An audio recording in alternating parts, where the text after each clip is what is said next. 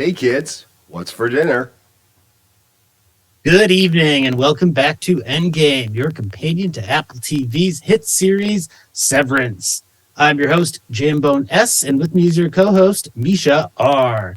Both of us are huge fans of the show, and we are here to help you manage your work-life balance, keep your innie in and your outie out, and always win the waffle party. Misha, in video, please do say hello. I know, right? It's still so weird. Hey, wow.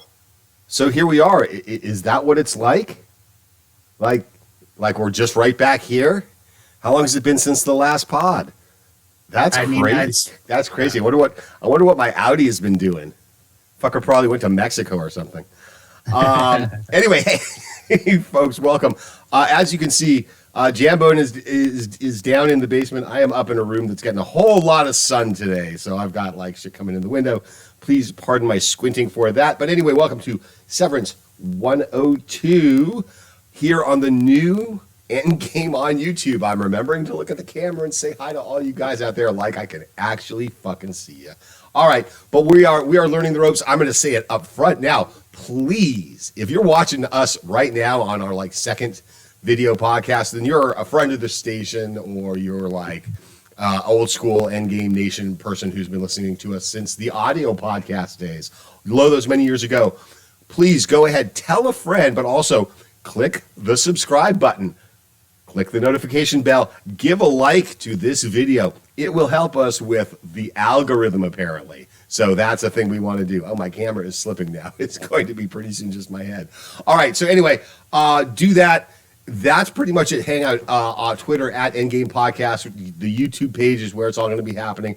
We'll get the website going back again, and we will probably be splicing out audio podcasts like this. So if you're listening to it in the car, if you're used to something like that, but also stay tuned for live streams. We're going to be doing lots of live streams every month. And kind of kicking it up. Perry Mason started like without anybody knowing it, and we had a real fun time with that. So we're going to pick up that real quick and get caught up on that, and do that in real time.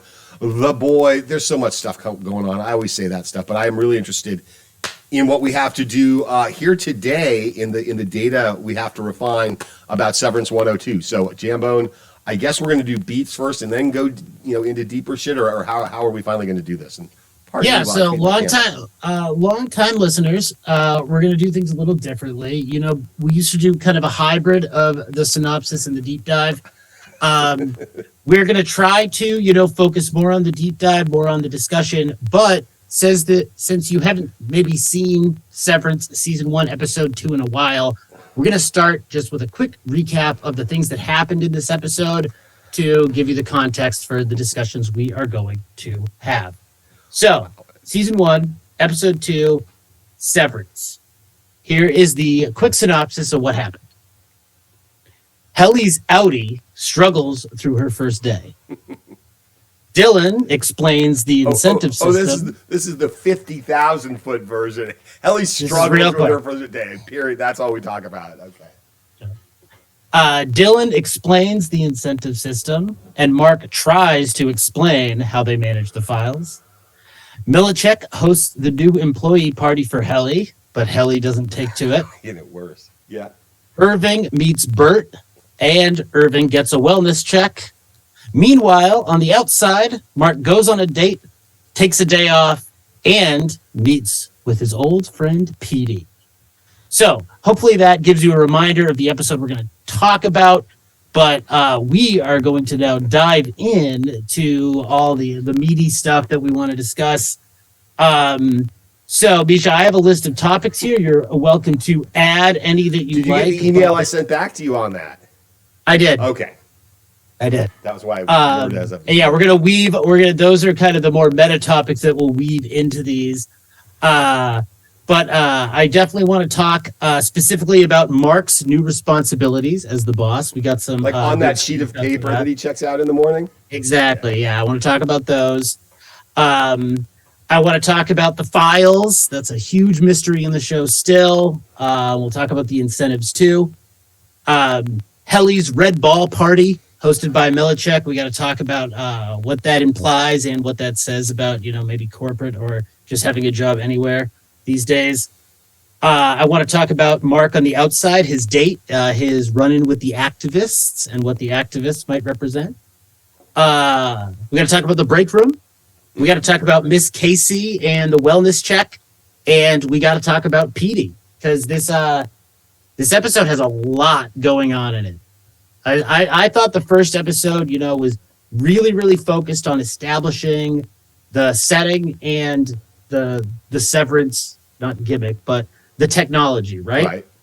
This episode, I think, lays down a lot of stuff that gets explored through the rest of the season. There's questions asked in this episode that don't even get answered, Oh, yeah, there's questions in the season that don't get answered. And not in kind of a shitty writing way, or even in a David Lynch just not going to answer that, and that's part of the whole thing way.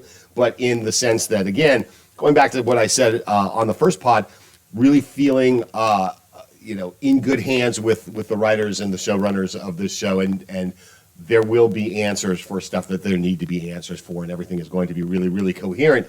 And we kind of see that as they go about the world building, which happens a lot in this episode too. We get this really, like, nothing at all about the show is particularly obvious. And the world building is like really, really subtle. And I think I used in that email back to you about like the throwaway line that we got, I think, at the party in the first episode about, the congressional hearings, right? And that's all they say about it. But that's clearly a big thing. And we see more pieces of it, with the protesters and then with the band later on, because I watched ahead many episodes. And oh, by the way, definitely, spoiler alert.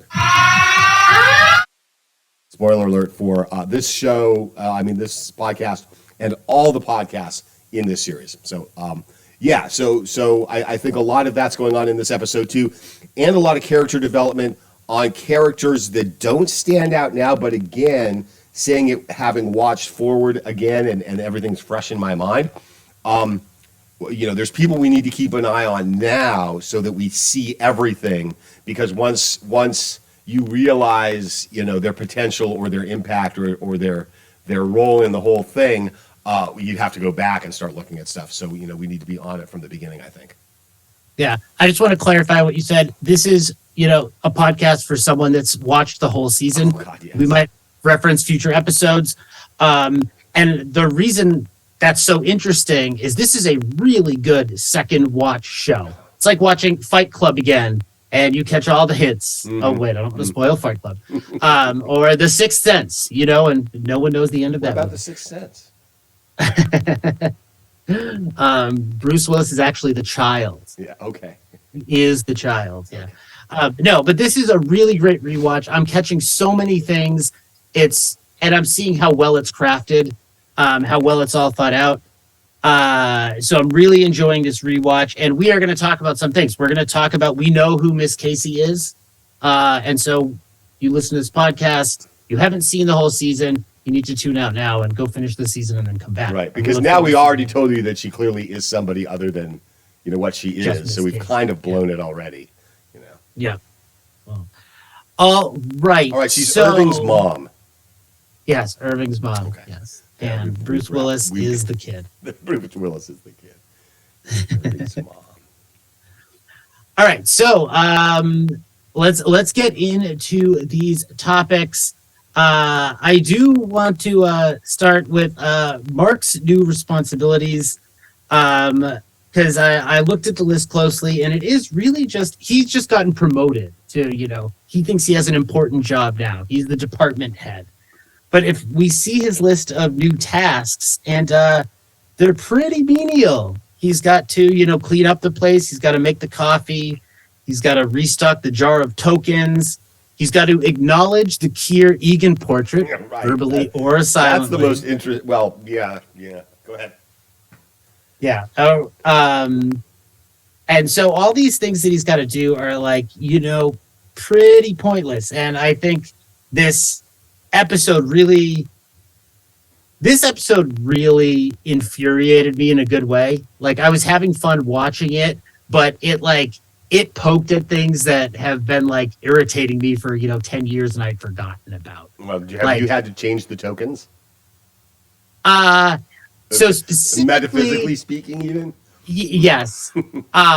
What I think this episode really does a good job of capturing is one of those places where you have to work, where doing your job isn't enough. You also have to act like you love it, not just act like it. You have to really, really love it, and your boss is going to be like, well, I know you're doing your job, but, I could see a bigger smile. I didn't see you cheering too loudly at the rally in the parking lot last weekend, right? Okay. Yeah. I've worked at jobs where that was a thing, and people who know what I'm talking about know what I'm talking about because it's a really big retail chain.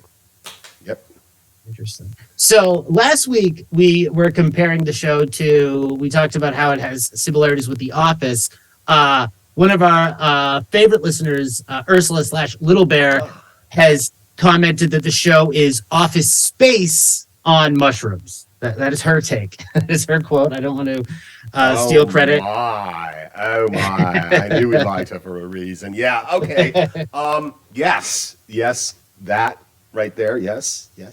And what I'm specifically talking about is the flair.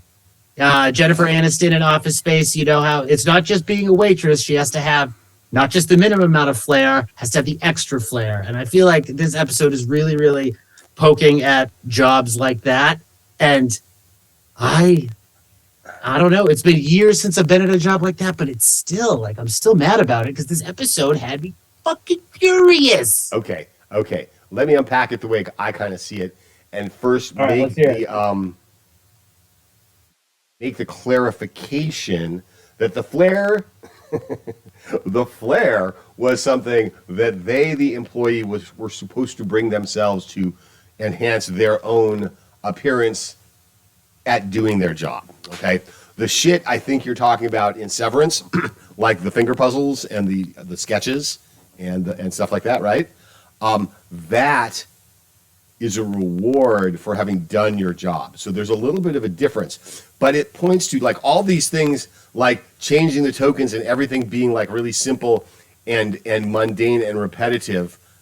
Yes, I think they're making the point that you suggest, but I think it also goes to this bigger thing about the nature of the innies. Okay. And that, I said it last week. A lot of people online have said it's very obvious.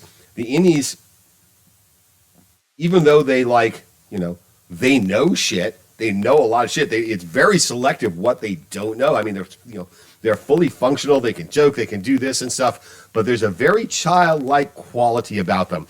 It's really on display at the Rolly Ball meeting in this episode when Milchick reprimands Mark for talking about Petey, and Mark just puts his head down like that, like a little kid being chastised, and like the phraseology and the choice of words and the vibe and yeah, everything's happy that Milchick kind of exudes towards all the innies struck me less about sort of you have to love your job as he's a daycare counselor, right? And we've all been camp counselors, right?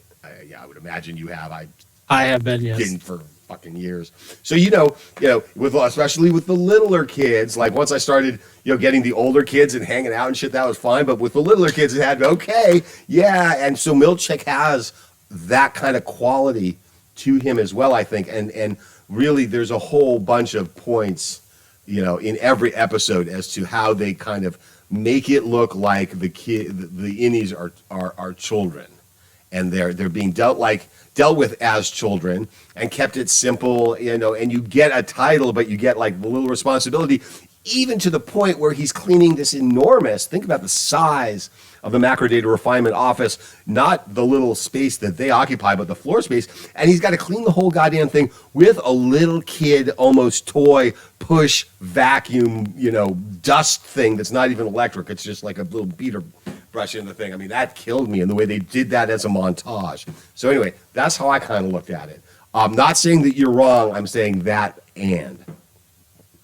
Yeah, so Mark has been promoted here. He is now the department head, and there is multiple moments of the episode where characters say, hey, big promotion, you're a big important man now. But the jobs he gets are, really kind of tedious and menial. So like, but is he proud of them? Does he think these are the important things? Is Irving jealous? I think, well, Irving says he doesn't want to be department head, whether or not he does. Um, but we could talk about Irving separately. I think Mark, he gets to work on time. He's got that little spring in his step. I think any Mark is into his promotion, and he thinks it's a big responsibility, and he's really serious about doing a very good job about it. Yeah, I think it's not like it's not like a stupid thing. Like we would see it if you weren't severed and they did all that exact same stuff. You'd be like, what the fuck? Finger traps? Fuck you. I do quit, right? But that's the thing. They're not you. They're your innie. And for whatever the little op procedure does that we'll get to, I'm sure, in a moment, that is, it separates you in such a way that that's how the innies are. Yeah, so they have some knowledge of the outside world. Like they can name the states and stuff. We've seen that. They still know how to talk, and they seem to understand basic things about human nature. Do you think they know what like other people do when they go to work, or are they so unaware of that Mark would think that he's doing something really important? Well, I mean, I don't think that knowledge really affects one way or another what Mark thinks about the work he's doing there. That is both mysterious and important. But I know what you're asking, and I think we can look at something that Helly says.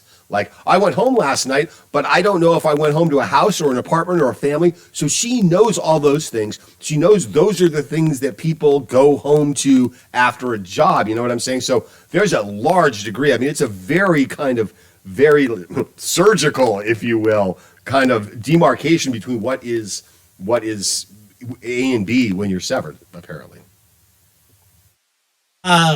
All right. So speaking of their responsibilities, let's talk about the files. We get this episode introduces us to the concept of the files. As far as I'm concerned, this mystery is still pretty much unresolved at the end of season 1. That's something we still don't really understand what they represent or what they're doing. But we're told a lot about them. We're told how they work. They look at these numbers. They're supposed to, decide how they feel about the numbers and then categorize them into the different boxes based on how they feel about them. Before we get into, any theories you might have on what the files are, what do you think is like a real world comparative that we like is data sorting? This is more your field than mine. What's like a job that's comparable to this in the real world? Where you're sorting what is presented to you as data, let me preface it by saying, since we have no idea what it is, I'm not going to assume it is or conversely isn't any particular thing. But sorting data based on emotion is an interesting, way to go about it. I don't know what would be a good analogy. You guys out there, if you can think of a good analogy, leave it in the comments section. Ooh, I'm getting good at this YouTube thing, right? There you go. Or send us an email. You guys know the email address. But so it is sorting data, sorting raw data, sorting. This is much more your field, my mathematics teaching friend. That doing that based on feels. I don't know how that works, but that is indeed what they are doing. And let me draw your attention to a couple other things that I thought was interesting. One of which I have to give credit where credit is due. Special K pointed out to me. And that is the way that idea of emotion-based decision comes up in different contexts with the characters. Okay? There's a line, which I'm forgetting now that I did not write down. Did I? Where Mark says something about emotions, like he must have felt such a way, like maybe he was talking to Helly about when she first showed up on the table or something, but he stressed her emotional response. The thing that Special K pointed out was, in the same way that they sort of sit there and they look at the numbers and then they make a decision, at the melon ball party, all of them are like really sitting there and taking a long time to pick which melon ball. All right. And she said that's like the thing where they're picking on emotion.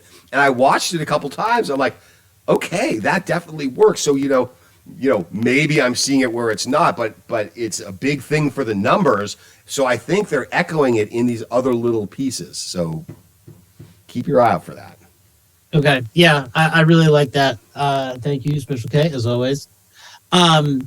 So later on in the episode, we see Helly for the first time decide that some of the numbers look scary and categorize them. And Irving and Dylan are on each side, and they seem to agree. They seem like she's got it. If you have to guess, do you interpret this as she just, after staring at them all day, succumbed to the psychological trick that they're playing in a very realistic way? Or do you think there's some kind of sci-fi thing happening that may be related to the tech or the numbers that actually made all of them in a real way feel scared by that number 5?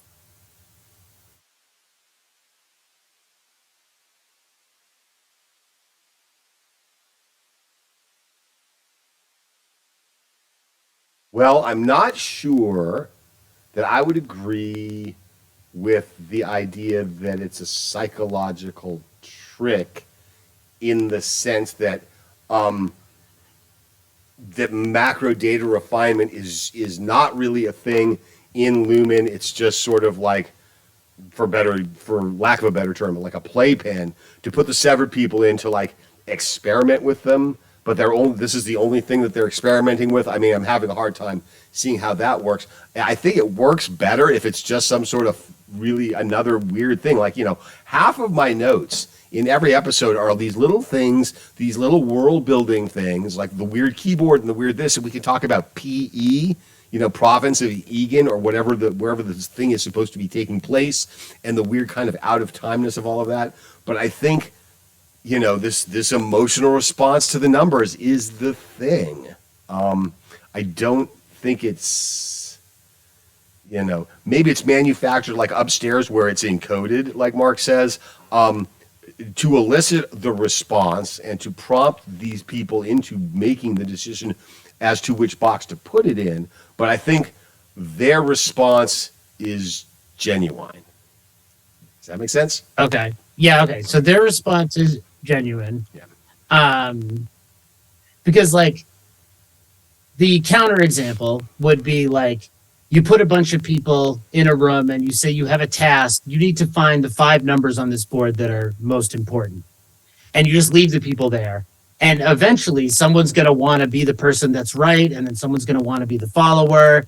And then you could just get people to say it's these numbers. That's probably something that can happen. But you're kind of feeling like it's not that. Well, because there's no one doing that prompting. They're just given a bunch of numbers and told, do your vibe for the very, very, and if anyone does get this reference or knows what I'm talking about, please let me know. But the super esoteric amongst us who have read Carlos Castaneda books, the guy who apprenticed with the native shaman and wrote books about his adventures, there was this whole thing early on where he had to find the spot where he was supposed to sit, and there was allegedly he finally, after looking at it, he had some sort of perceptual difference that led him to sit in a particular spot, which turned out to be, of course, his spot to sit in. And I sort of thought about that in the sense it's just sort of, it's a feeling, but like the song says, it's more than a feeling. But I do think it's genuine. I do think it's something that they do perceive for whatever reason, and maybe that's one of the mysteries of Severance that we have to find out, and that may or may not be revealed, is, what is it that makes you feel scared by this particular sequence of numbers, and I assume that, okay, say it's a string of 5 digits, right? I assume the next time you sort something into a scary box, it's not going to be just a permutation of those same 5 digits. It's going to be like a wholly different string, but that's giving you that same scary vibe. So what's the deal with that too? Lots to think about. Lots to think about.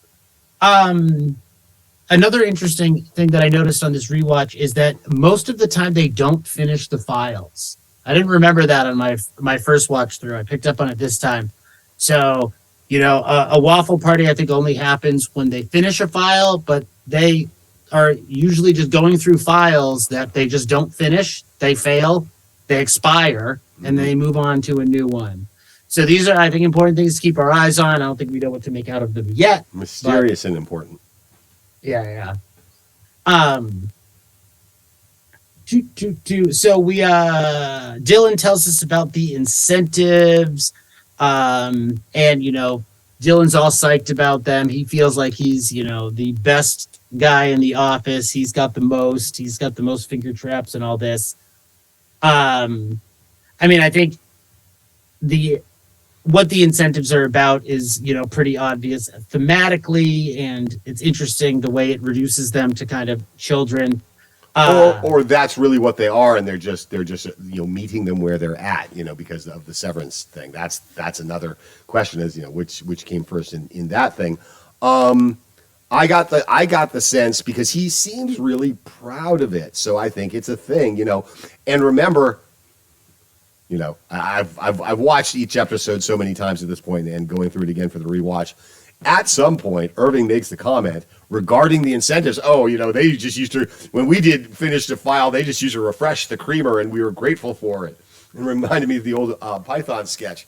But clearly, incentives are minimized as much as they can be, and it's something that the innies are definitely happy about, and it's meaningful to them.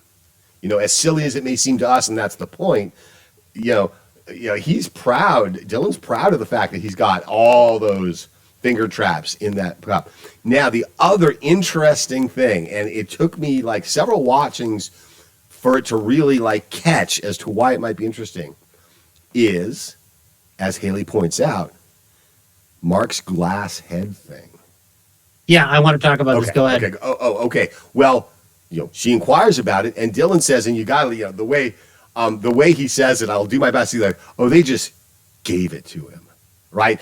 He's really freaking bitter. Okay, well, that begs the question in my mind, in an organization as tightly controlled, especially on the severed floor, with everything just being almost, a clean room style thing, and like an incubation chamber, why they just gave that to Mark, which of course has got to tie in with the bigger, whole thing about Mark, like why is Selvig there keeping an eye on him? What's the deal with, spoiler alert, what's the deal with Ms. Casey? Yes. And the whole thing, somehow they gave that to him in some connection with that whole thing, I think, and that's just another little marker and thing that they're going to reference at some point later on. So that was really interesting too, because he didn't earn that; they just gave it to him.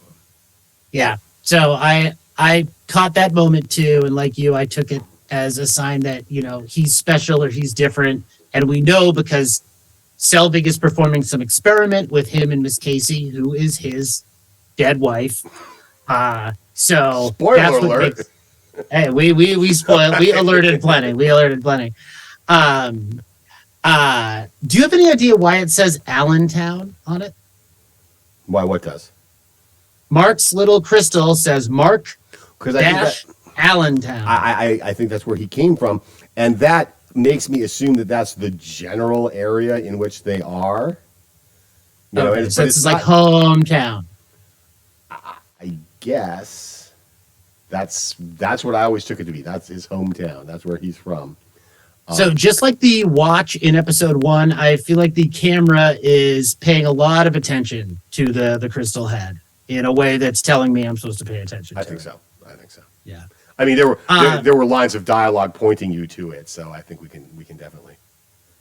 Now, it also made me think that maybe their department is maybe the special department, because Helly, we obviously know, is, Special. super important. Super important. And Mark is special to a degree. We don't, I don't think enough, I don't know enough about Irving and Dylan yet to expand on the theory, but I at least just want to throw it out there that maybe this is the department where they really experiment with the extremely important cases. I think that could be possible. Yeah, I think the whole floor is severed. Like, I think Bert's severed. I think O&D is all severed. Yeah, I agree. I think everyone we see besides Millicek and Selvig, and maybe the security guy, the dude, yeah. But Millicek and Selvig, whose name is what's her innie name? God, I want to say Colbert, but something like that. Yeah. So I think that O&D is one of the first there, because remember, when they take the walks, they pass like office space for expansion, for places for people yet to come that they're going to populate it with. So I think they're building out the severed floor.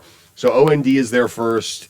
MDR is there first. I'm sorry, and O&D, and so in that respect, I think they're special. I agree with you, and I thought this myself. Wherever Helly went is definitely like, in some way the elite of the severed floor, definitely, because she's a valuable player, she's a valuable piece, so they're not going to fuck around with her. So yeah, definitely. But do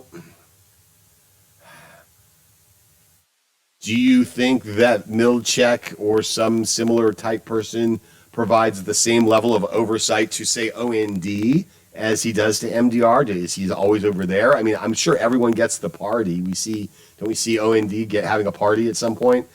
We do. But yeah. Is it the same or whatever? But I do think, simply by virtue of Mark and Helly. Now, Mark might be like some weird fucked up side project, but it's 2 years in the making. Okay, because what let's talk about the fucking Mark project, because it's driving me batty. It's something that happened. Like, was the accident planned? Did his wife, was she in on it? Was she almost dead and they severed her and they kind of kept her in the closet? What the fuck? Okay. Anyway, all that.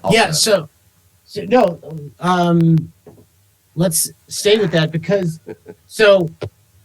Miss Casey, his wife, in the Audi world, Audi Mark thinks that his wife died, but she exists on the inside.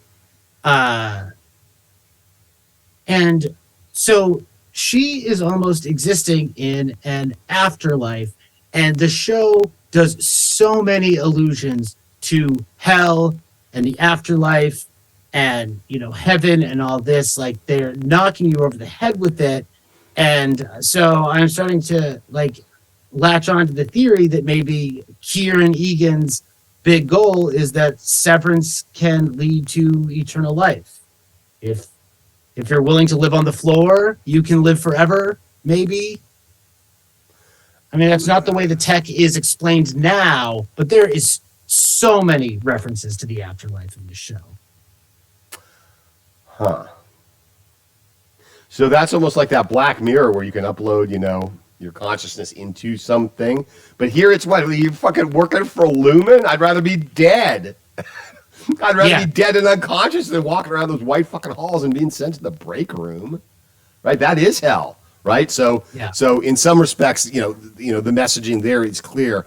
I have down, and I think I wrote to you in that email, another big thing. So we're talking about the big mysteries. Is what is their freaking end game? All right, in, let's say, The Boys. Vought. Vought has some sort of end game or plan or something to capitalize on these assets that they have in Westworld. And of course, I mean Westworld season 1, because no other Westworld exists. It's like Godfather 3. But in season 1, there was a clear reason why they were, doing the host. They were gathering, biometric data and kinks and, blackmail shit and all this stuff on the guests. It made sense. So I'm trying to figure out, and I'm kind of struggling with it. I mean, there's some things that seem kind of obvious, but what is it really, or is it all these things at once? What is the thing that Lumen is trying to get and really capitalize on out of the Severance thing? Is it making a bunch of people who you can control, can you control the innies to do shit that's reprehensible and horrible, and then the outies don't remember?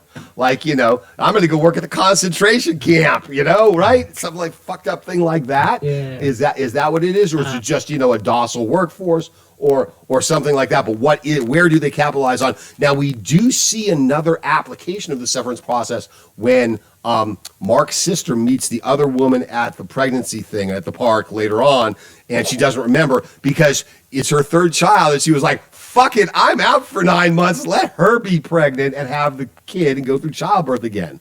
So there you go, there's another application for it, but still, what's the big ticket thing? So, you know how in Law and Order, about 30 minutes in, they give you the character that you think did the crime, but then it's not him? Okay. And after you've watched enough Law and Order episodes, you're like, I know it's not this. You know enough. Like, I know I got to wait for the next, right? Yeah. So, I think Keir and Egan using Severance to just enslave the world to everybody be laborers, I think that's the bait. I think it's got to be something different than that, right? But I mean, we need to keep an eye on that, and I mean, they might want that and something else. It might not be that that's wrong, but that's just not the top goal. And I do. One other thing I want to talk about is we're going to get to this later, and I'm glad you mentioned it, that the Severance chip can have other functionalities besides just, spatial getting your job done things. Right. All if right. Your job is making the babies for that dude, then it lets you get the job done. All right. So I will try to stay calm as we talk about Helly's Red Ball Party. But God, this scene got to me, man. This scene got to me. Well, what about it got to you? The way they were patronized, the way, in this, they really are kind of childlike. But, I've been at jobs where you are treated like a child because you have to fall in line. And if you say anything that challenges, oh, you're negative, blah, blah, blah. So it triggered those memories in me. Oh, sure. But remember, that's you. It wouldn't be the you that's having the triggered moment right now in there playing the ball game. And therein lies, I think, a big difference that we always have to recognize. The whole deal with the Severance is that thing. Yeah. I'm more talking about it on a thematic level, what it, as me as the viewer, is made to feel. Oh yeah, I think everything is operating on both of those levels, and they do all that shit very intentionally because they know everyone's gone through it, everyone has that experience, and so everyone is just gonna freaking cringe at that stuff. Yeah. So they all sit down in a circle, and if you're past the ball, you need to say something about yourself, and there is no opting out. That's some corporate language there for you, everyone. You don't get to opt out. And as the ball goes around, oh, you know what else this episode? I love, God, what's his name? I love John Turturro. But this episode made me realize, and I didn't realize it on my first viewing, I hate Irving. I hate the guy that's around the office shilling for the bosses. Oh, the whole interaction regarding the picture with Petey. Oh, right? God, right? Yeah. He's like, I printed out the page from the manual that addresses the issue about the office photo. It might be worth looking over. I mean, dear God. Yeah, but then, I mean, that's the innie outie flip, right? Irving's outie is pretty, pretty hardcore with what he's doing, right? Oh yeah, Irving on the outside. Right, is Irving on badass, the that's outside for is sure. very hardcore. So the real opposite there. Dylan, you know, on the inside is like brass and fucking bravado and just fucking fuck this and I'm the best and da da da. And at home he's obviously a very loving dad and playing with his kids in that one little glimpse we get. So maybe there's a flip there. You can tell that Adam Scott has really worked on Innie and Outie Mark, how they present themselves physically. Yeah, I mean, Outie Mark is drunk a lot, and that makes it easier because you can play that. But when he's playing Innie Mark, look at the way he walks. Look at the way he holds his shoulders in his arms. Very, very different. It's like a different persona, completely, because it is, but not. And that's that weird fucking line that makes the show so cool. Yeah. The other thing about the Red Ball party that infuriated me was it's like insisting that you merge the personal, your private life with your work life. Like, I literally had a job where at the end of a meeting, we would all stand in a circle and we would throw a ball to each other. I've been in those exact meetings. It wasn't like a red ball that we rolled. It was but it was so similar. And I don't want to tell these people about my private life. And so being pushed on that, oh no, you used that one last time. You can't say that again. Nope, you can't fake your way out of this. You got to go all Fight Club on them and start making up stories like they do when they're in the fucking therapy sessions, about whatever fucking disease they have. Just make shit up. Oh, what's a secret nobody knows? How many people I've murdered. Yeah, fuck with them. I'm sorry. I come from. No, I have resorted to that where I'm just certain people that ask me personal questions and I don't want to tell the truth and do you lie? Yes, I lie. Why? Because I didn't want to tell the truth. Your fucking business. That's why. The Office does a great one, with that. I think they're doing that same thing, tossing around the ball, and about some tragedy, and I think it's obviously what's his name, but doing the story about how his relative is a junkie or something like that, and on and on and on. So yeah, it can be done. Don't let them get that personal information. But I know what you're saying. But again, for the innies, all right, it's a blurry line. Like Helly said she didn't know anything about herself, right? And Milchick, he was like, oh yeah, you're whatever, you've got thin enamel or some shit like that, right? Which is a stupid fact that if you knew that about yourself, you might say in this situation when you're past the red ball, you're like, fuck, I have thin enamel, and just throw it at someone else just to be done with it, right? Yeah. So it's everything you said, and it's the whole thing with the innies not knowing really who they are and not knowing what to say, and the best that Mark can do is, I really love this game because he's got nothing fucking else to say, right? That's the truth of it. So yeah, it's working on a lot of different levels, and the same, I don't want to say gag or bit, but the same little piece works. Like right here, the thing with the ball party, anything that infuriates Jambone is going to be worth discussing. And there's always when you're dealing with the innies, I think you got to look at it again through that take of how they're treating it, what they're doing, what they're trying to cultivate in the innies. They're clearly trying to make them be dependent and subservient and like a little kid. Again, back to the thing when Mark bows his head when Milchick yells at him, that whole thing. So that's always got to be a frame that we look at these things through. Yeah, absolutely. So Helly gets upset when they start at the end of the party. They take the picture. She storms off and tries to quit. Before we get to that, I just want to ask you, do you think Helly is different from the other three, or did they all go through these growing pains? Or is there something different about Helly? I think we're supposed to think that there's something a little bit spunkier about Helly. I do. Okay. And Nate, I've in the many hours I've turned over all of this shit in my head. Maybe it's because she's an Egan. Maybe it's because it's her family thing. So she's just whatever internally more spunky about it, or she's used to being like a powerful woman and stuff. But I don't think any of the guys who were there are cucks. Petey was clearly not like I wonder what the story was that had Petey get severed in the first place, because he seems like he's ballsy enough to get unsevered. So it would be really interesting to see why he got severed in the first place. But yeah, I've rambled myself into oblivion. So yeah, so it's the Helly seems to be aware that the Audi has a better life.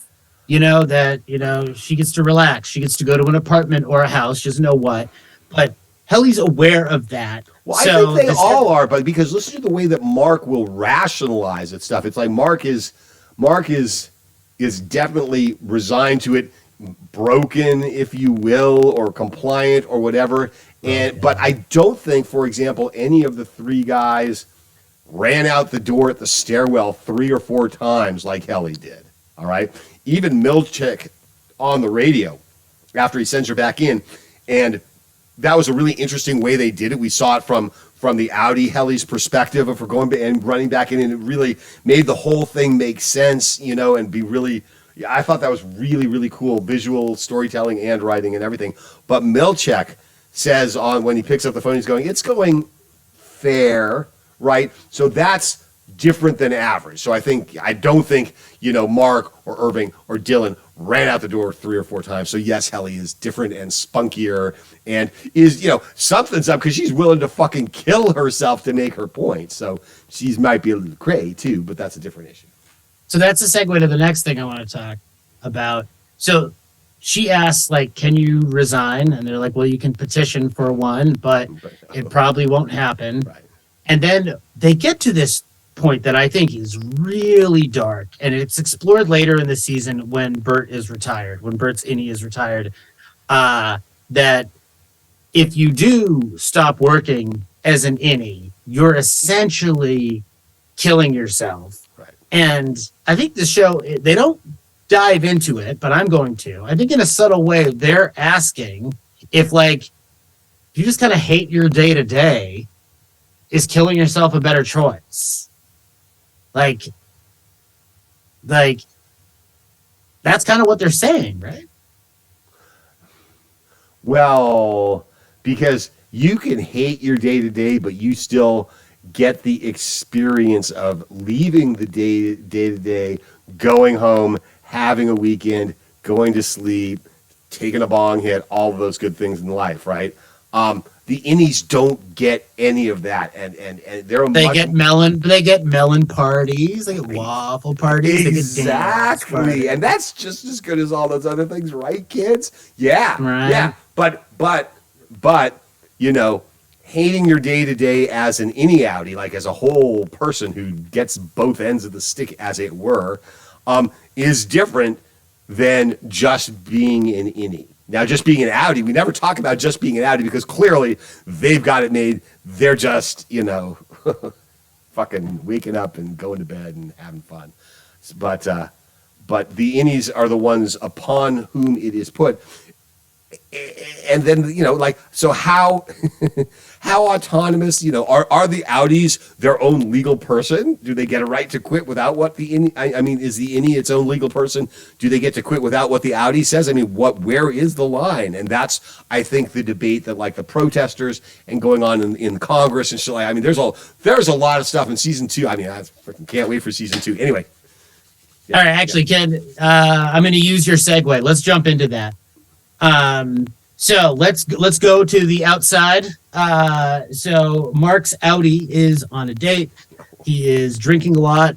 He's not doing very good at conversation. Doesn't seem like a very good date. This woman seems generously too into him. Oh my God! Yes, thank you for saying that, because it's just like, really, baby, you can do better. Also, women write in, is Mark good enough for Miss Casey? Well, we don't know what sober Professor Mark was like. He could have been real charming. To be I fair, guess. That's right. fair. Okay, but you're right. Ladies, write in. is having your personality split between a work and an outside personality hot? Is that like what's turning her on? Oh, you've got the chip. Oh, you've got the chip, do you? So the date is not going well, but it's going, and they go for a walk. Yeah, it's going. And they go outside, and there's the activists.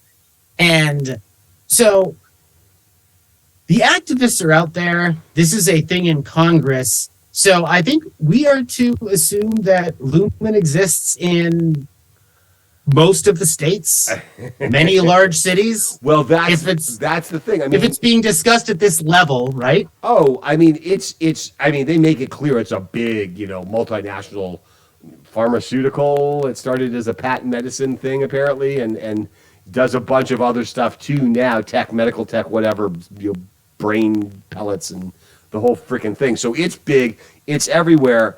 There is a wider world. The questions then become,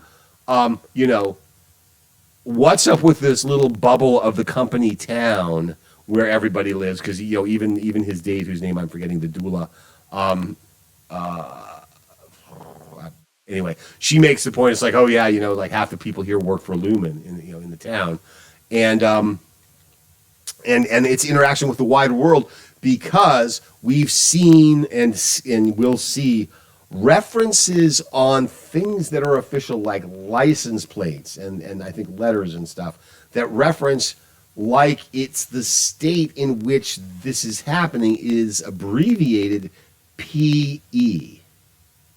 Okay, so there's Congress, there's debates going on, so that all seems normal.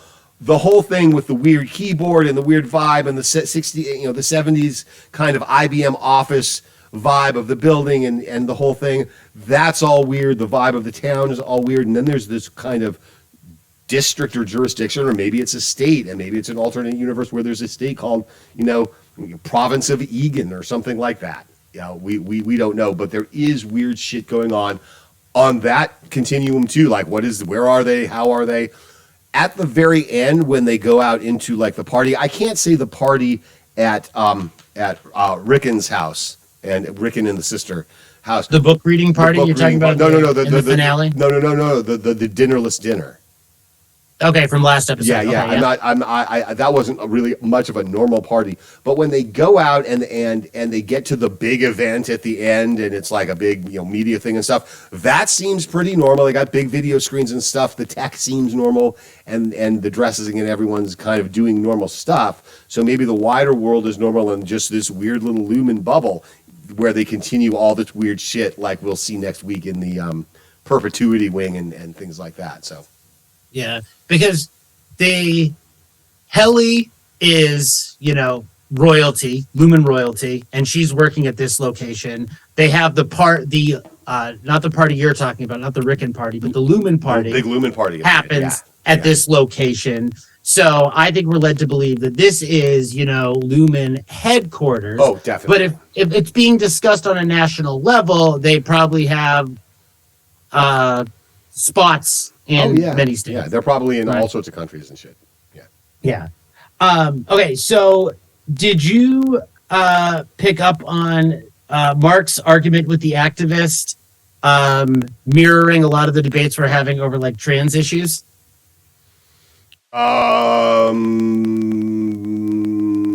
trying to run through his arguments. No, it's more from the activists. So the activists are saying like, because Mark's saying I made a personal choice, but the activist is saying, yeah, but they're going to make everybody do it, and they're doing it to children. Let me go to my notes here. But it just like, and it's not just specifically like the trans debate. It's like every debate where. Well, I mean, that's politicking 101. Make it about the children to get people's attention. Put the children on the ad, put the little sad puppies on the ad, always reduce it down to the children, because that's what people will respond to. So that's where I took that. I'm like, oh, that's just them politicking. Even severing, they're going to say it's about the children just to get your attention and just to, continue to make the argument. Yeah. So like, if this happened in real life, I would probably be opposed to it. I've been like thinking about this a lot. If you could put a chip in my head and I didn't have to go to work, or if you put a chip in my head and I could like or I could not relive, but I could like live all my fantasies through some kind of, I would still say no. I'm never deciding to have a chip put in my head. You're not doing wetware, as they say. Yeah. Right, I'm never ever agreeing to do that. Okay. We have to talk about the procedure then at the beginning of the thing, right? Yeah. Okay, go ahead. Okay. She's fully conscious and that doesn't hurt. All right. So if that's the deal, Lumon's already got its magic thing that they can fucking sell. If you could stick a pellet in someone's brain while they're fully conscious and it doesn't hurt them, brain has no pain receptors. I know the pain has no brain receptors, but you got to get to the brain. That's what I'm saying. But yeah, also, I think we skipped the part where they skulled out. You taking a Black & Decker with a drill you probably got off the rack at Home Depot, right down there into the brain. I mean, just that had to be so over the top that it was supposed to be like over the top. You know what I'm saying? They're like, oh, let's make it. He just drills into the fucking brain. Now, when Petey's dead and Cobell goes and tries to get the chip back, yeah, sure. Pull out whatever you got, go for it, drill it. The dude's going in the fire or the ground in a second anyway, doesn't fucking matter. But, on Helly, when she's alive, that was kind of weird. Yeah. You know what else I liked about that scene is before they put the chip in Helly's brain, they take it out of just a very standard plastic container that makes you think this has been mass produced. If they're in like little plastic containers like that, it's not like it came in special in like a big container. No, it's just in like this type of thing you'd see on the shelf at Target. Like they have made a lot of these. That's interesting. Yeah. So there's there's this group out in the world that is very much against the idea of severance. These activists, though, I don't feel like they have their message on point. Like, if they were saying, like, we are afraid of what this could do, they're going to enslave us all, or this is going to be Terminator 2 all over again, I think they'd have a clearer message. But they're just like, I don't know, maybe a lot of, half-assed political movements always kind of suck when you just get a bunch of, like, people involved that are just trying to draw attention to themselves.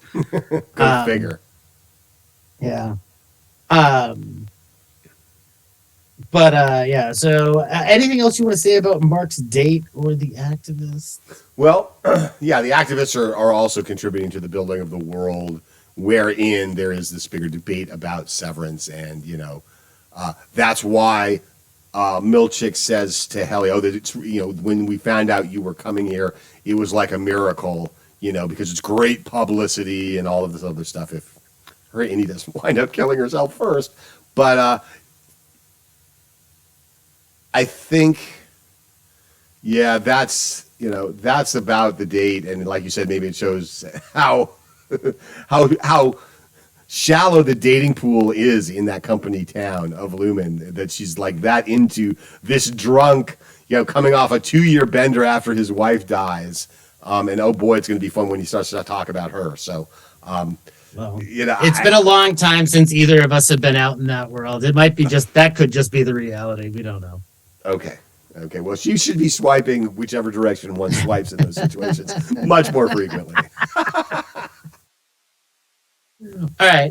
Back to the Innie world.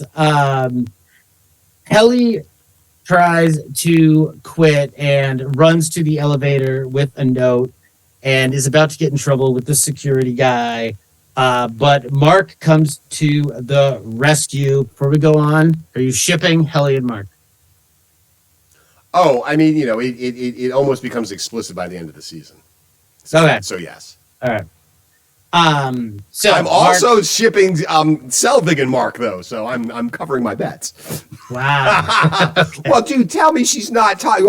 She's talking about that the spare room in the house in heaven that her husband's building in case she finds a new man, right? And she's always hitting on Mark, and she's like, I kind of get that lightweight vibe even when they're down on the severed floor.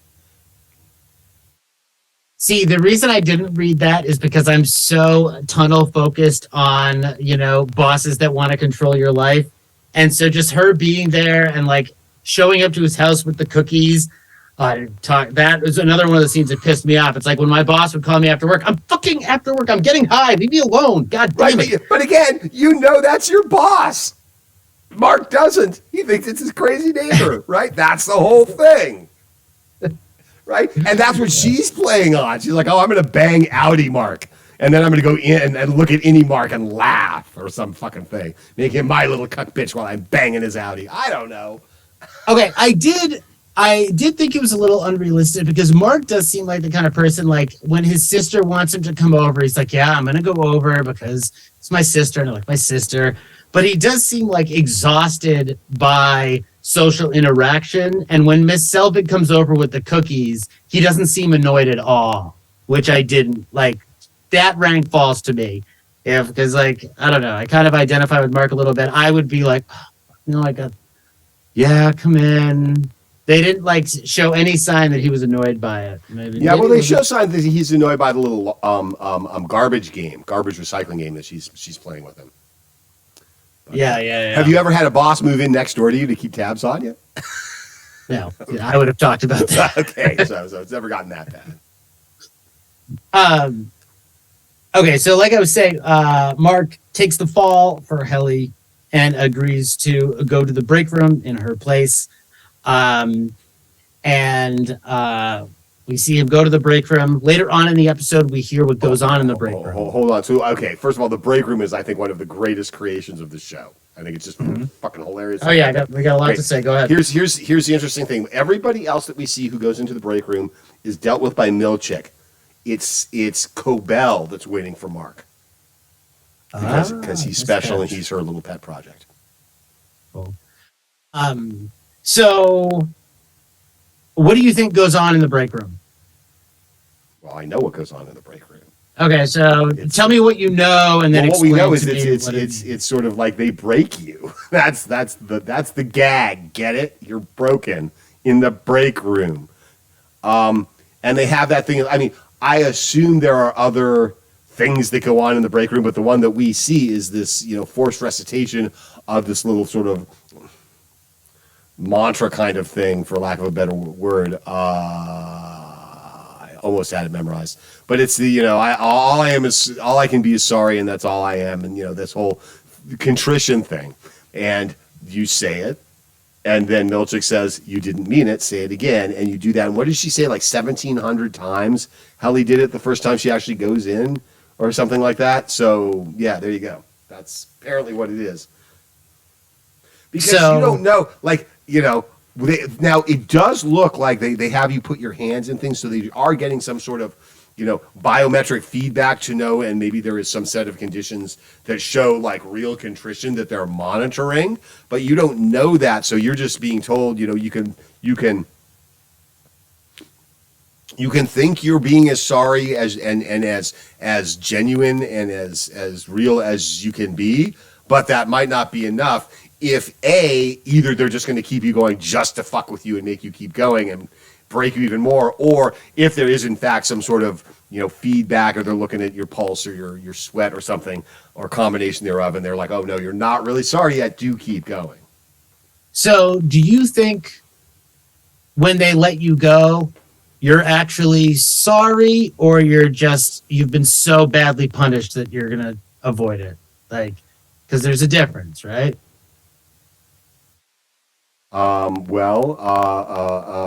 What the fuck is the thing that I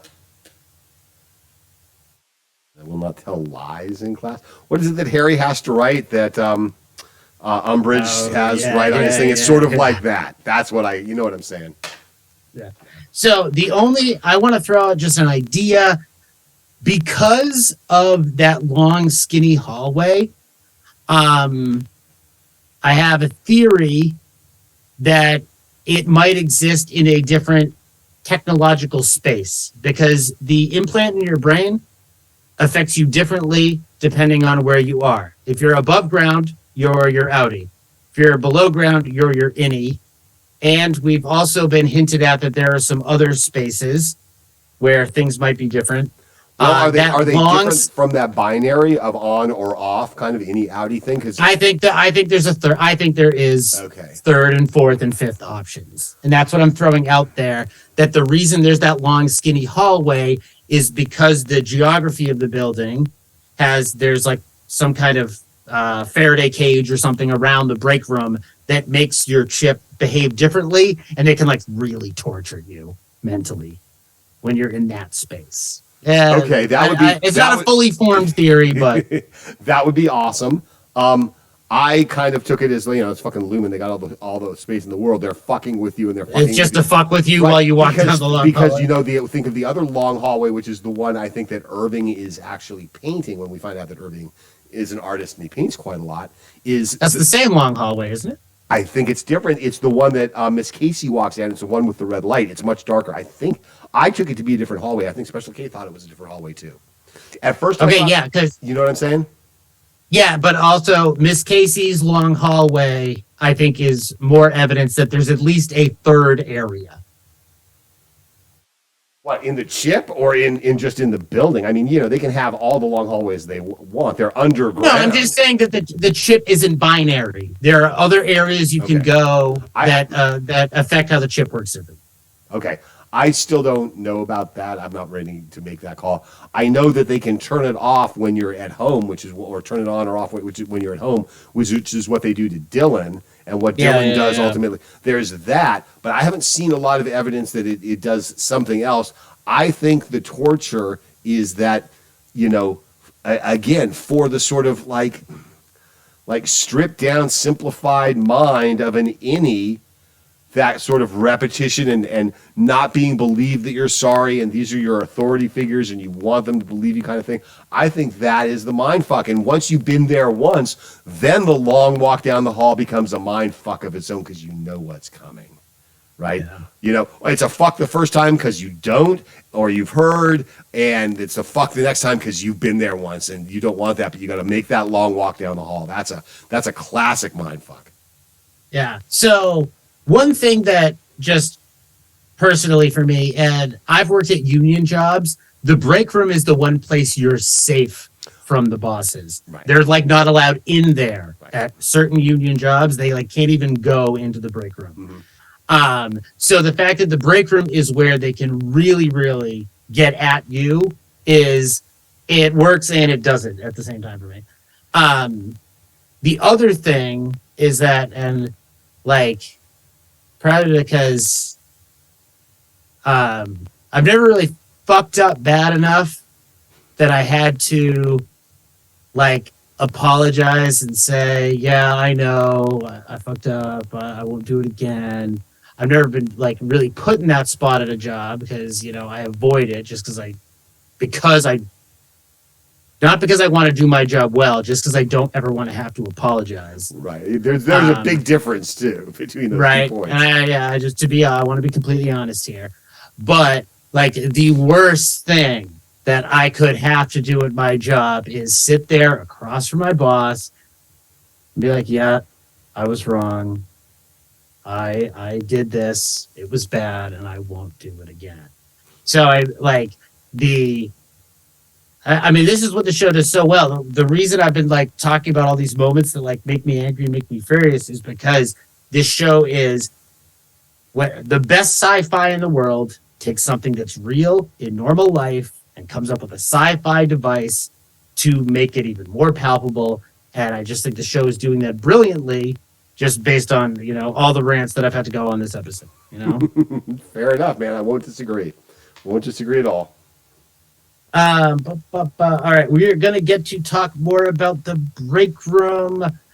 So Miss Casey does the wellness checks. Miss Casey, a very mysterious character that we've talked about a little bit, and we will talk more about. But I want to specifically right now talk about the wellness check. I do think it's a little bit weird that Irving gets sent to this wellness check where he gets to hear about his Audi, and like. That seems to kind of go against company policy in a way to me. What do you make of the wellness check? It's weird, as is most everything on the show. And I took it, you know, I mean, it's pretty clear the kind of angle I'm seeing this stuff through. I took it as another exercise in innie management, and that's why it is so weird and kind of unique in the way it is. There's always that weird Egan Lumen twist to everything, you know, like Mark's instructions, you know, recognize the portrait silently or verbally, right? That's there, and you know he does it every day, right? Because it's on his checklist. But there's that little weird shit. You think everything she says is true? Is Irving really good at love? Oh no, I don't think anything that she says, and I'm sure she may say the same shit to everybody. I mean, who knows? I don't think any of that's true, but it's, you know, it's all simplified. Like I don't even write them down, but they're like, you know, your Audi is nice to kittens. A friend to the insane. Friend to the insane, dude. It's that. I mean, which is a good thing to be, of course, because some of the most interesting people are the insane. But I mean, all these weird little things, like people respect you, and you know, it's just another weird thing. I mean, it's on par with almost like the lines from Rickon's book. It's on par with the quotes from Keir, and just like all the stuff we see down the road on Selvig's little altar thing. It's all just this weird shit. But I think it also is weird because it's how they have decided to deal with the innies. Okay? If all you know is, you know, fresh creamer as the reward for finishing the quarter on top, then when you start getting finger traps, that's going to be a big fucking deal. I mean, everything is of scale because they don't know anything else. And that's what they're working with. So I think the wellness check, you know, think about the art. You know, we're going to have to get into analyze every fucking painting they put up because they're all done, you know, in my construct, they're all done very deliberately, you know, at times to send messages and to create mental, you know, moods in the innies. And it's all sort of an innie control thing, assuming that what they're doing with the data is actually useful and it's not just, you know, some sort of other, you know, wheel spinning exercise because they're just sort of, this is just the innie lab. But if it is, you know, a functioning part of the business, then there is also that we're figuring out how best to, you know, work with the innies, because that might be the end game, in fact, or one of them that they're going to create, you know, the army of innies to do all the menial shit or the nasty shit or something. And they got to know how to work them. So I think that's part of the weirdness of the wellness check. Okay, that makes sense. At the wellness check, we also meet Bert, played by Christopher Walken. I mean, what was your reaction? Obviously not in the recent rewatches, but the first time I had no idea, and all of a sudden, who comes walking in but Christopher? I was like, bow!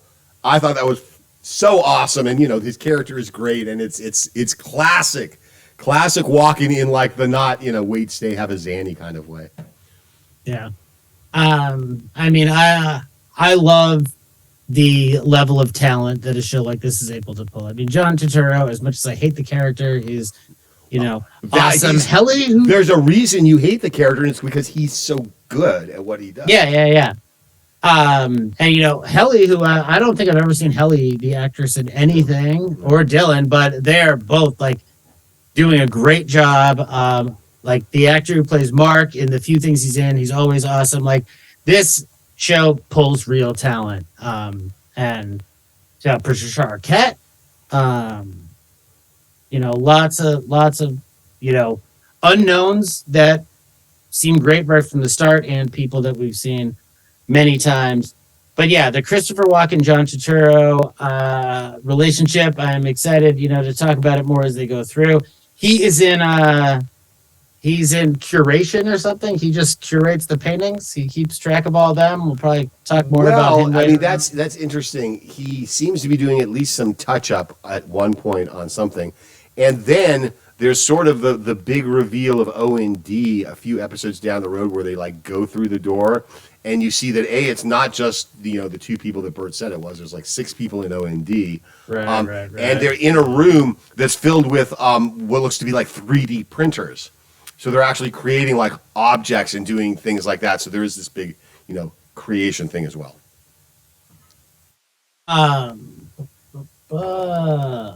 Irving comes back from his wellness check feeling very refreshed, but he is a company man, so he probably would say that no matter what. Mm-hmm. Or maybe feel that no matter what. I got the vibe that Irving, was genuinely getting off on hearing all the great deeds that his Audi did. Yeah. I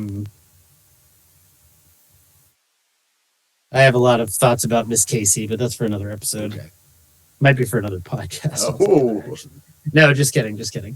All right. Last segment. Mark takes the day off and goes and tracks down Petey, who's living in a greenhouse, his former friend at work, who has he's had the procedure undone, so he is suffering, but he is now able to remember both his innie and outie lifestyles. Is that how you? I mean, they're blurring and it's difficult, and he's going through like a reintegration period.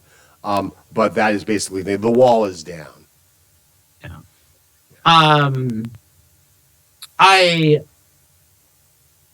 When on the rewatch, I'm just everything Petey says, I'm like listening very closely because I feel like it's all got to be important.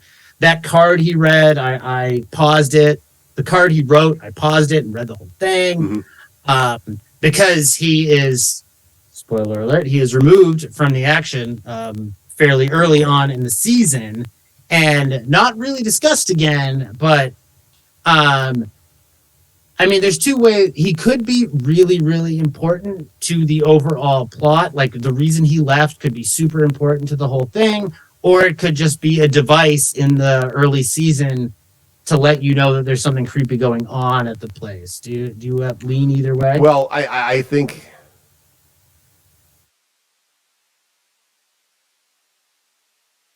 it could be a reason that could be very important as to why Petey left or was shown the door or whatever. But if we never found that out, I think it would be okay because things would, if it's not super important, then it's not super important. It could be, they could write it that way, but I don't think it has to be, right? I think what Petey's real role is to in the beginning of the show, there's a bunch of these little pebbles that get dropped in different people's spheres that kind of build into the action that the group takes collectively towards the end of the season. And for Mark, innie Mark, one of them is, Petey disappearing, and he says that to him. But even though he's all chastened, that's making innie Mark start to side more with Helly. Let's map the place out. Let's do these things. Let's figure it out. And that just sort of snowballs. Helly's arrival, okay? The fact that Milchek leaves the book, okay? As funny as Rickon is, and that book is epic, and there's like 60 pages of it the dude wrote just to write it or something, and I would die to get my hands on that. That's an important piece of what transpires at the end of the thing, the fucking Rickon book, okay? This thing is, in a way, it's crafted almost Seinfeldian. Yeah. Right? Little disparate things go together, but by the end, they're all wrapped up and they're coming at you. And I think the reason Mark made the mistake of putting the pictures away too early is indicative that he's got feelings over the fact that Petey's gone. That's why he made that mistake and put the pictures away, right? Yeah, absolutely. And he confesses it and he admits it and he has feelings. And even Milchek goes, that's kind of sweet or whatever, because he liked Petey, right? But it's he likes him in the way a little kid would like his best friend who suddenly moved away and wasn't in class the next day. And it's what's up with that, The other things kind of contribute to it, Helly especially, and her rebellious nature. But for Mark, it needed that sort of catalyst. And then we get to a point where Petey gives Mark his or somehow Mark gets, it's Grainer. Yeah, spoiler alert. His like universal pass card, and Audi Mark gets it and puts it in his pocket. And so knowing that Innie Mark will find it and know what to do with it. So it comes to the point where both Audi Mark and Innie Mark are kind of like working together in a way. Yeah. So who do you think removed Petey's chip? Cobell removed it. I think the scientist at the university that Mark goes and talks to was the one that de-severed him. Cobell recovers the chip. That's okay. That's in like a third episode. Okay, yeah. But he's already been unsevered, but the chip is still in there. And that's some rebel scientist that is involved with the activists, or something, or doing her own thing, or something. Based on what she says that I remember, and this is a few episodes down the road, she may have been the one that actually helped develop or was involved in developing the severance process in the first place, giving her the unique ability to develop an unsevering. Right. Oh, right. I've covered the topics. Episode was a banger. We had so much to talk about. I had a blast. I can't wait to get to 3. We talked about episode 1, which I loved, and it had to get the exposition done. This episode, I think, really, really dove into it and got its fingers in the dirt more than the first episode. I had a lot more fun with this pod than the first one. It also 102. I think it was the first one that featured the big long title sequence. Or was that 103? I always skip the title sequence. Right, because it's so freaking long. It's a great one, and I get it, but it's not Game of Thrones, people. It's not doing something different and informative with the title sequence. It's showing the same little claymation thing, and it goes on for way too long. It probably cost a lot of money, too. Anyway, that's it for 102. Severance, join us soon. Soon for 103. Also, we're going to be starting to let the Perry Masons drop so that we can catch up with that. We'll be doing our first live stream within a week, and you will see this after that. So I will say it will be done, between the 8th and the 15th of March, and then we will be off to the races on YouTube.